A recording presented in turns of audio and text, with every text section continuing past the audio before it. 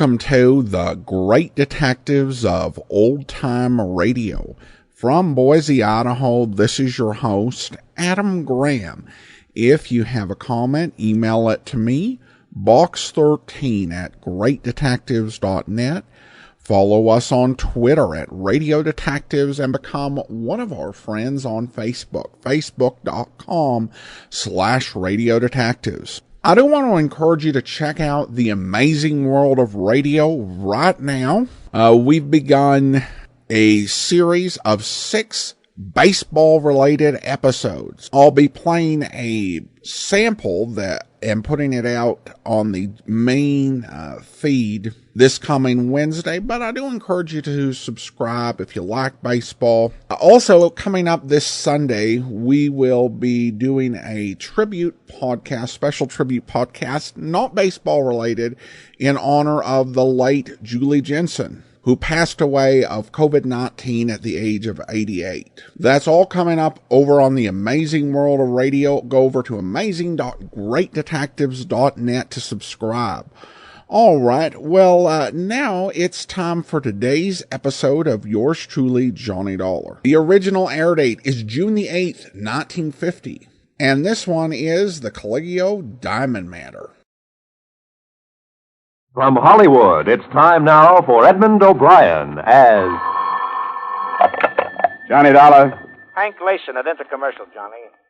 Say, did you ever hear the Caligio Diamond? Doesn't strike a chord. Worth about $200,000 on the open market. It's insured and it's been stolen, right? Well, can't say definitely that it's been stolen, but it's gone. The owner's name was Benson, lived here in Hartford. Why the past tense?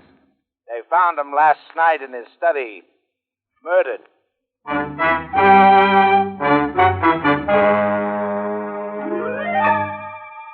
Edmund O'Brien in another transcribed adventure of the man with the action-packed expense account, America's fabulous freelance insurance investigator. Yours truly, Johnny Dollar.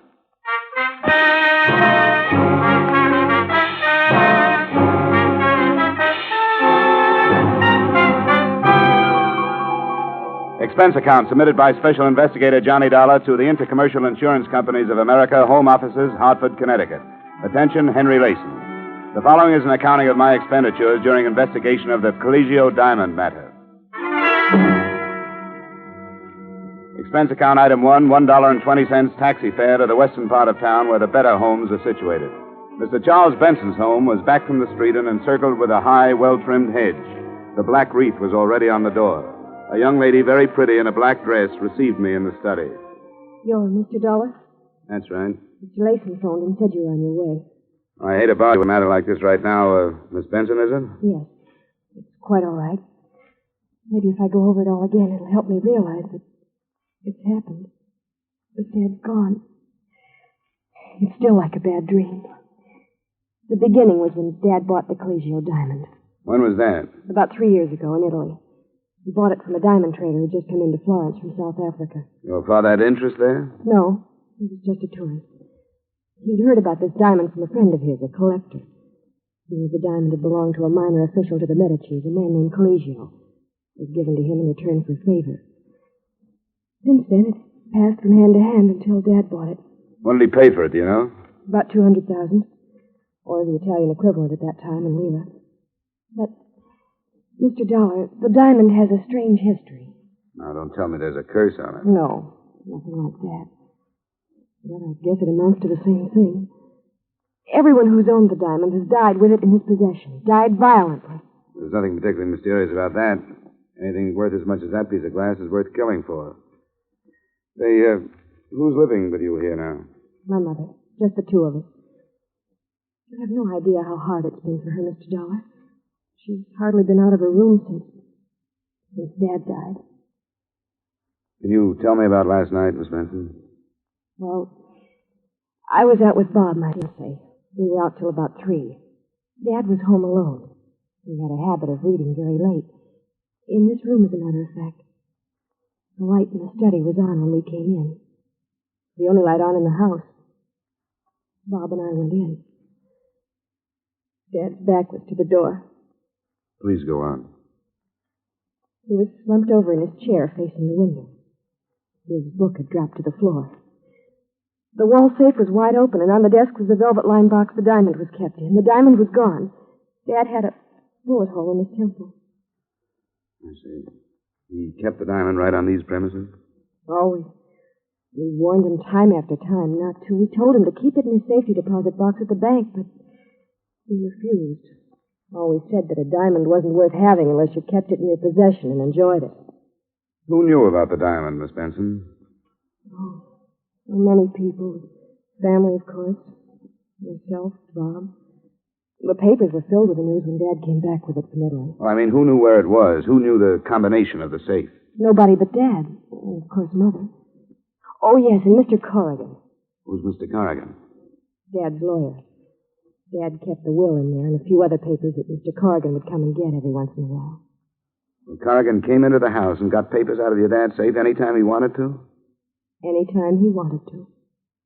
I think I'd better talk to Mr. Corrigan before I go any further.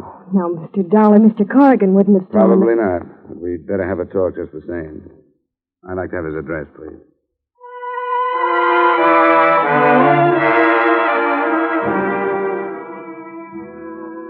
Expense account item 2, 80 cents taxi fare to Main Street where Mr. Corrigan's office was located.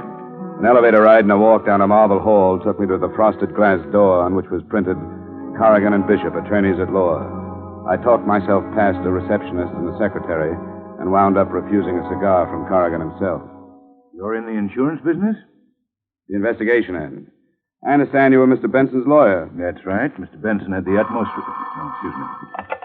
Yes. No, Vermont maple. 45,000 is way too much. Yes, in board feet. Have them ship it from Montpelier, if that's the case. Well, have them try to get it down then. Yeah. Yes, Mr. Dollar, Mr. Benson and I were associated for about 15 years in one way or another. We went to school together. It was a terrible shock to learn of it. Excuse me.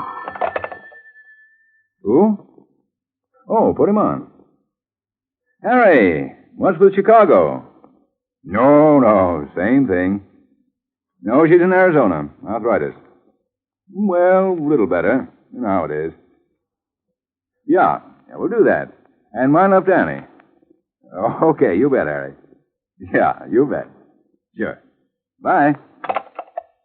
Now, you're here about the diamond or about the life insurance policy? The diamond. Well, diamond is a very rare item.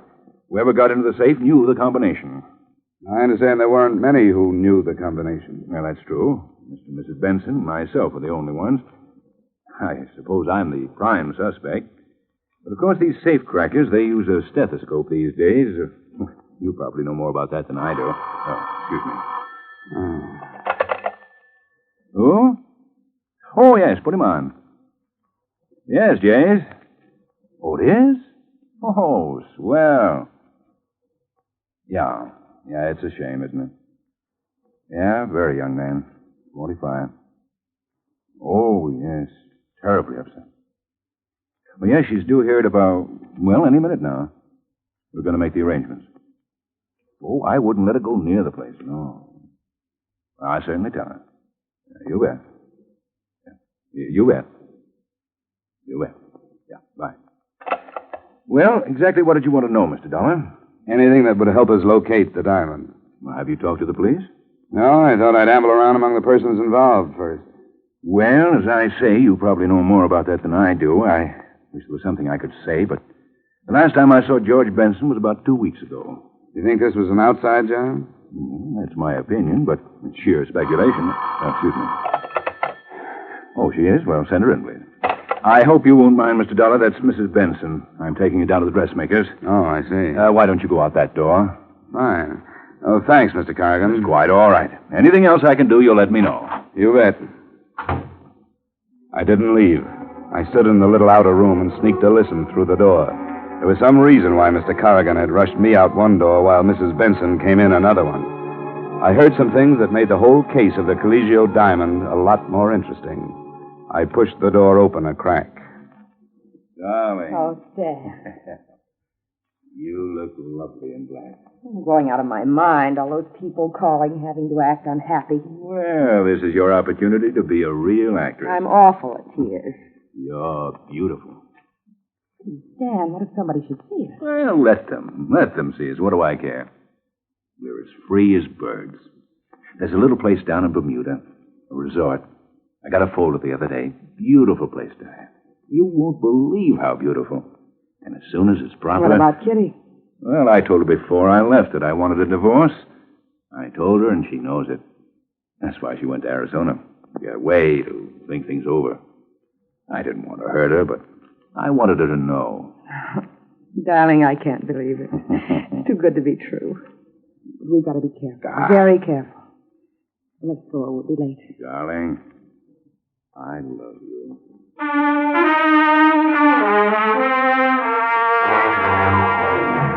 On that somewhat touching note, I quietly closed the office door, turned toward the door that would lead me out into the corridor, put my foot to a rough edge of carpet, and promptly fell flat on my face. This brought Corrigan running. I thought you were gone, Mr. Dollar. I thought so, too. Do you consider it quite ethical listening at keyholes? Didn't you know? Investigation is just a very polite word for snooping, Mr. Corrigan. Who is it, Sam? He's an insurance investigator. You heard everything? Not everything, Mrs. Benson. Just enough to tell me that black is not your color. No, it isn't. I loathe black. Ditto your husband. I tolerated my husband, Mr. Dollar. You don't have to explain anything to him, darling. He's just an insurance man. The police might be interested to know about this little relationship. There are a number of angles here. Could be that you and Mrs. Benson killed Mr. Benson and removed the diamond to make the whole thing look like robbery. Yes, Mr. Dollar, it could be. I welcome any police investigation. Fine, I'll go right over. Wait. I don't think right now would be quite the opportune time. Guilty or not guilty, I have a reputation. In the light of that corny love scene you two just played, I can't imagine why. Mr. Dollar! Sorry. Well, what do we do? All stand around embarrassed? Let's have it. Why did I get the Rush Act out of your office? Well, that's simple, Mr. Dollar. I was afraid that Diane would give away our relationship. He's right. I'm not a very good actress. When did this thing start? Must you know everything? I think so. About 7 years ago. The wool you were pulling over Benson's eyes must be pretty worn by now. We did nothing to be ashamed of. I resent this. I resent the whole thing. I don't think I want to tell you anything more, Mr. Dollar. I don't blame you. You know, it's all kind of dull anyway. I'll go to the police. They'll probably have something much more interesting. Don't worry, Corrigan. I'm not going to breathe a word of this unless I feel it necessary.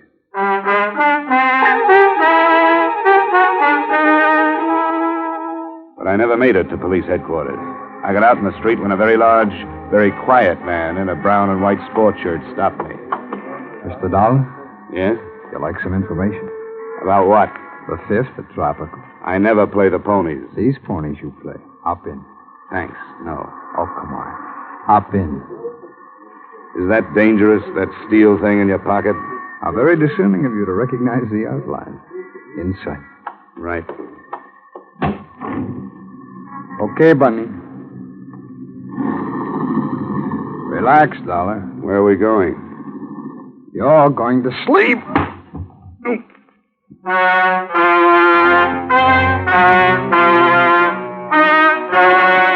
I awoke with a groan in my own apartment. Nobody was there, but nobody. As soon as I could focus my eyes, I tried to lift myself off the floor. After 5 tries, I managed to turn my head. What I saw made me want to go back to sleep again. The place was a mess. There wasn't 1 inch that hadn't been gone over with what must have been a tractor. Every drawer in the place had been turned upside down. The problem was reaching the phone. It was all of 10 feet away, but it might have been 10 miles. I started to crawl. About halfway to it, I grabbed hold of the cord. I pulled the phone toward me until I got my hands on the receiver. Hello? Hello, Johnny? Hello? Hello? Johnny? Yeah, Johnny. Johnny, you sound awful. Yeah, I can understand it. Well, what'd you find out about the Caligio diamond? You were right. About what? It's gone. Well, that's brilliant. Who took it? I don't know. Well, what are you doing to find out? Right now, I'm just lying around. Somebody gave me a tumble. Say, are you drunk? You better send a doctor. I think I'm going to pass out again. Johnny? Johnny? Hello? Johnny?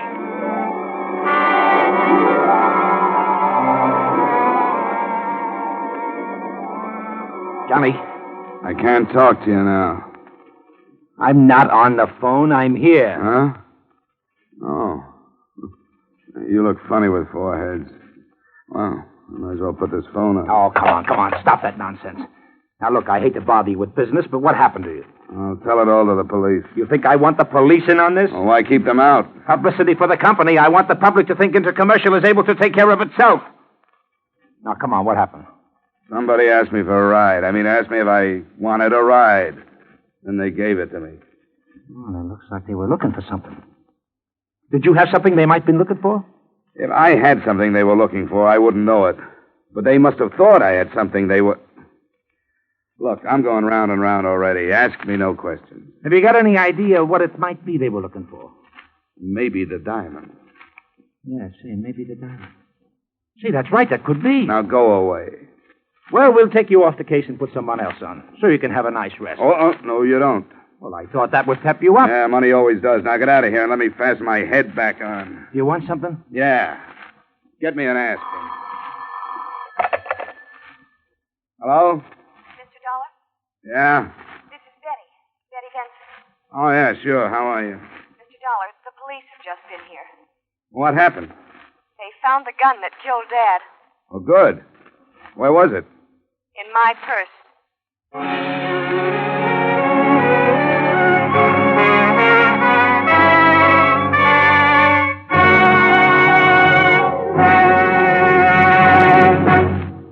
We will return to the second act of yours truly, Johnny Dollar, in just a moment.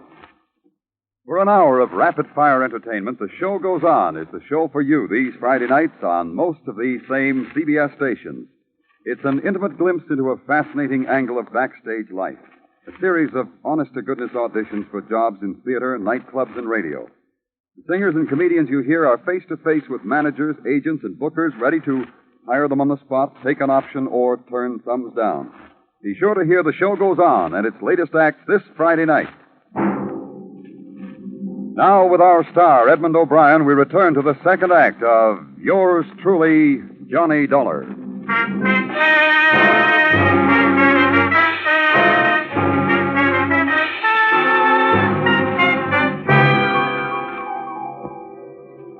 Expense account item 3, taxi fare again. $1.30 to the Hartford City Jail, where an old buddy of mine by the name of Lieutenant Parnell was quizzing Miss Benson with the nastiest bunch of leading questions I've ever heard. Now, why did you kill your father, Miss Benson? Oh, come on. We'll make it much easier for you if Hey, Parnell. Come on, give her a break. Oh, the insurance man. I wondered when you'd be over. Hey, what happened to your head? When I find out, I'll let you know. Don't let him talk you into a thing, Betty. Get a good lawyer. Well, for one thing, Corrigan is on his way over. For another, the best lawyer in the world couldn't do it any good. The gun had her prints all over it. Would I put a murder weapon in my purse with my fingerprints on it, Lieutenant? Now, would I? If you didn't have time to get rid of the gun, why not? You're getting woozy, Lieutenant. Why don't you take a break? They've got the Giants game on the radio out there. Why not go out and see how they're doing? No. I might miss something, Dolly. Maybe you can do better with it than I can. I'll just sit down over here and listen. All right, now, how's that? Fine. Okay, now, Betty. How did the gun get into your purse? I don't know, Mr. Dollar. The lieutenant was searching through my room and found this purse. And there it was. But I didn't carry that purse the night Dad was killed. I haven't used that purse in a long time. Somebody put the gun in there. Can you prove it? Well, no. Nobody saw you that evening, huh? Nobody but Bob. Bob, your boyfriend, huh? All right, now I've got the necessary papers. You leave her alone. Dollar, what are you doing here? I just came over to add to the confusion. Betty, are you all right? Hello, darling. I'm all right. Looks like Grand Central Station. Come on, Betty. We'll have you out of here in jig time. This is Bob Gorman, my fiancé, Mr. Dollar and Lieutenant Parnell. Hello, how are you? Yeah, that was nice. Like a Washington hostess. Now, let's try to wind this thing up. Mr. Corrigan, were you anywhere in the vicinity of the Benson home the night Mr. Benson was murdered? Absolutely not. Oh, yes, you were. You were visiting Betty's mother. That's a deliberate lie. I was nowhere near... I don't know why I'm submitting to intimidation from you, Gorman. Seems to be a little difference of opinion here, Lieutenant. Mm-hmm. You were quite a comfort to Mrs. Benson during the period of her bereavement, weren't you, Corrigan? I refuse to answer on the grounds that it might incriminate me. You're darn right it would incriminate you. The way you've been carrying on with Mrs. Benson, everybody knows about Bob. it. No, I'm going to get it off my chest. Betty's father was no sooner dead than he was hustling Mrs. Benson this place and that Why, place. you young... Temper, Mr. Corrigan. Let's save that for the jury. He can't make accusations like that. They aren't just accusations, Mr. Corrigan. They're true. Nobody had a better reason to kill Dad than you did. Love, huh? Say, anybody in this room happen to know where the Caligio diamond is? No. Huh. I didn't think so. But if you'd like to Coroner, know my perfectly idea... well. I just wanted to say goodbye. Okay, now go ahead. If you'd Mr. like to know Corrigan, who I no, think wait, is wait, the wait, man... wait,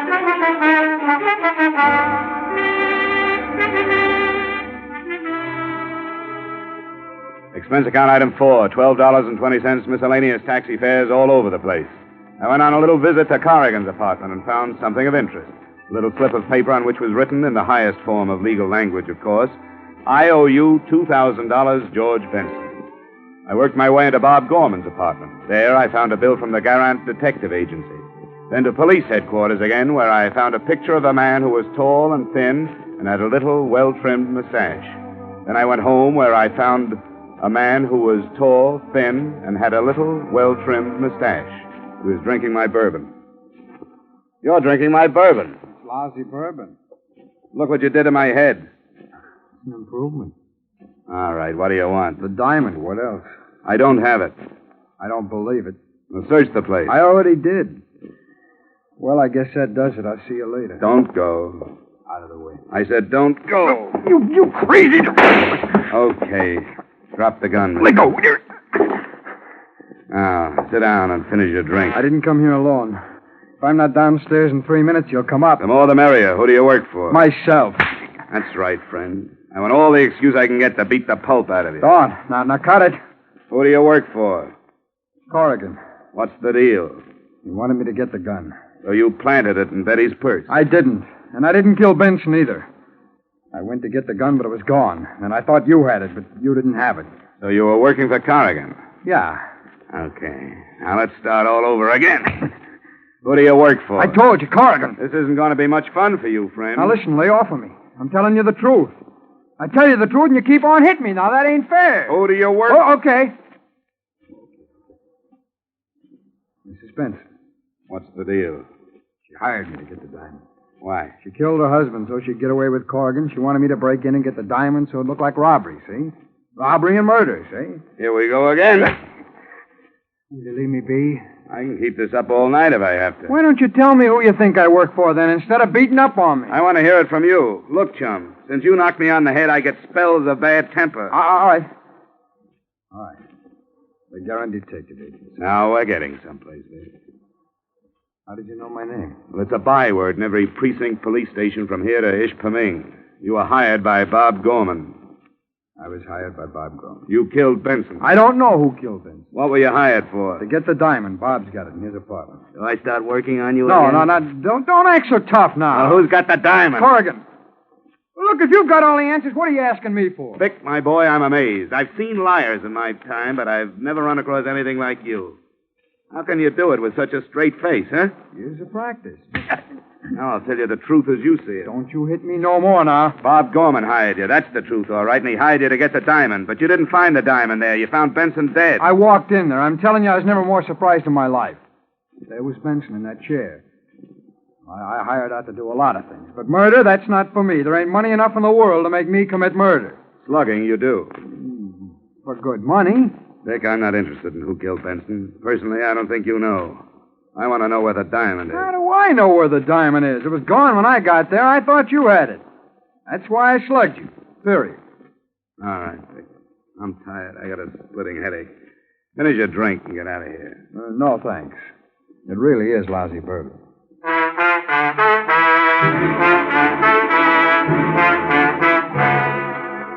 Things were as dark as ever. Vic was no help. I knew Bob hired him, but that was all I knew. The next stop seemed to me to be Bob himself. I called him and told him to come over. He was very accommodating. A half hour later, he was tapping gently at my door. Hello, Mr. Dollar. Come on in. Don't mind the dirty glass on the table there. I just got through entertaining one of your employees. One of my employees? I believe he said his name was Vic. Vic Hastings. Never heard of him. Come on, Bob. You can be yourself with me. Vic talked to me like a brother. I never heard of him. You may not be conscious of it, Bob, but you're in plenty of trouble. The police are looking for the diamond, and they're sure whoever has the diamond killed Mr. Benson. I'm just an insurance investigator. I have nothing to do with the police department.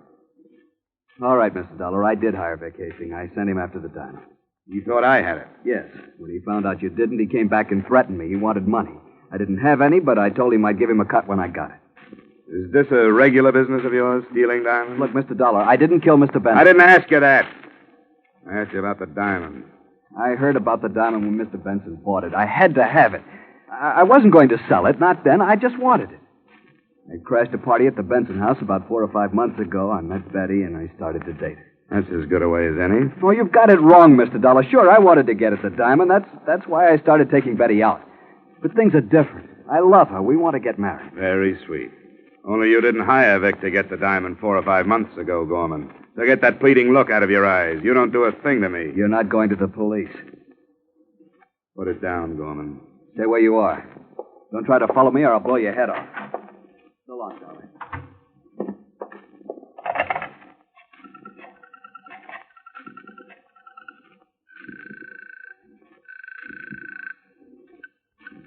Arnell speaking. This is Dollar, Lieutenant. Better send out a code 1 on Bob Gorman. What's he wanted for? Well, you can call it suspicion of murder.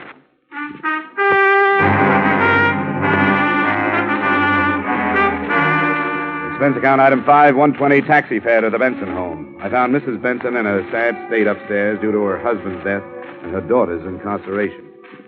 Why must you pester me about a thing like this now, Mr. Dollar? Haven't you any consideration? Sorry, Mrs. Benson, but it's a job.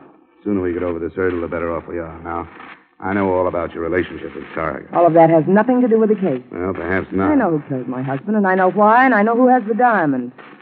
Who? I can't prove it. I couldn't take it into a court of law. Well, let me worry about that. What's your idea, Mrs. Benson? Bob Gorman. Why do you think he did it? He has a violent temper. He hated George, hated him like poison. George never wanted him to marry Betty. Sorry, that motive doesn't click with me. Now, let me tell you who killed your husband. You and Corrigan. How dare you? wanted to get rid of him. You two were the only ones who knew the combination of the safe. You took the diamond and killed Benson. Why, you... And you planted the gun in Betty's purse. Do you mean to suggest that I would try to make my own daughter out to be a murderess? That's just what you hoped the police would think. That if anybody were framing your daughter, it wouldn't be you. You knew the police would clear Betty because she was nowhere near the house when the murder occurred. And you thought they'd assume that Bob Gorman planted the gun in Betty's purse. That's a lie. Come on, Mrs. Benson. It's all out in the open now. Stay where you are, Dollar. Corrigan. I was expecting it. You're pretty good at this business of investigation, aren't you? It's a shame to have to end such a brilliant career. That's the way it goes. Here today, gone tomorrow. You aren't going to mess up Mrs. Benson's pretty bedroom, are you? Not at all. We'll just go out the back way. Open the door, Dollar. Glad to. After you. He's all right, Mrs. Benson. Come on, get up, Corrigan. The lieutenant is waiting.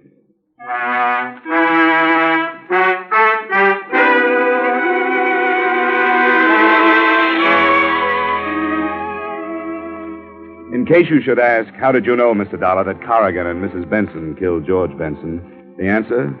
I took a big guess. I told them my guess, and with the authority of an Illinois judge, they swallowed it and they confessed. To wind it all up, I might add the following. They got Bob Gorman. He's being sent up along with Vic Hastings. His police record makes Vic's look like a bad report card, which means Betty is going to have to look for a new boyfriend. The insurance company has saved a good deal of money. Everybody bad goes to the penitentiary. Everybody good stays free, which proves that bluff is better than logic. This time, anyway. Expense account item 6, doctor bill and miscellany for my sore head amounting to $25. Expense account total, $65.34. And that's pretty cheap.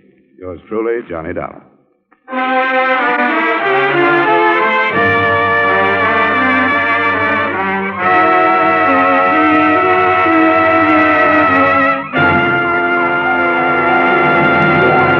Yours truly, Johnny Dollar, stars Edmund O'Brien in the title role, is written by Gil Dowd and David Ellis, with music composed and conducted by Leith Stevens. Edmund O'Brien can soon be seen in the Columbia Pictures production 711 Ocean Drive. Featured in our cast this evening were Wally Mayer, Jane Webb, Bill Johnstone, Virginia Gregg, Stacey Harris, Bill Boucher, and Harry Bartell. Yours truly, Johnny Dollar, is produced and directed by Jaime Del Valle.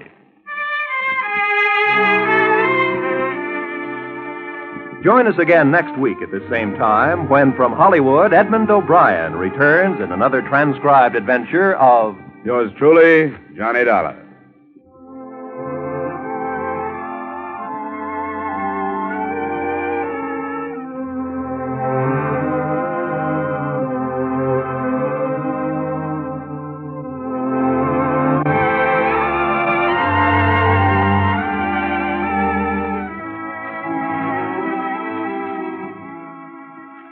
Prime goes down for the count on Friday night with two of CBS's top thrillers, Broadway is My Beat and Up for Parole, heard over most of these same CBS stations. The Gay White Way is the scene for many an exciting criminal chase with Danny Clover on Broadway is My Beat. In the actual files of parole boards across America come the stories of men and women who are up for parole. For a thrill and a chill, Broadway is My Beat and Up for Parole fill the bill.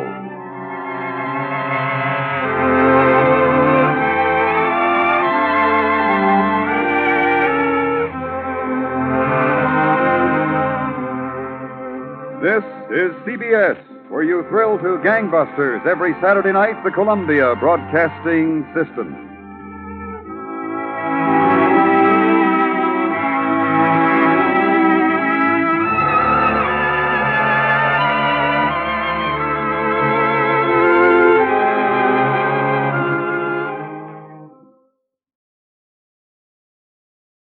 Welcome back. Really a great episode.